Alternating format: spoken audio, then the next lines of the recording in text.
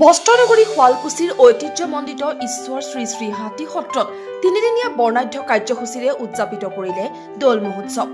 শনিবাৰে শেষৰ দিনা কাৰ্যসূচীত সত্ৰখনত উপস্থিত হয় প্ৰাইড ইষ্ট এণ্টাৰটেইনমেণ্টৰ অধ্যক্ষ ৰেণিকী ভূঞা শৰ্মা। অধ্যক্ষগৰাকীয়ে উপস্থিত হৈ সত্ৰত সেৱা ললে। পৰম্পৰাগত খেল বাঁহ ভঙা প্ৰতিযোগিতা উদ্বোধন কৰিলে ৰেণিকী ভূঞা শৰ্মাই। দৌল মহোৎসৱ উপলক্ষে সত্ৰৰ প্ৰাংগণত দেখা গ'ল ভক্তসকলৰ মাজত এক উদুলি মুদুলি পৰিৱেশ।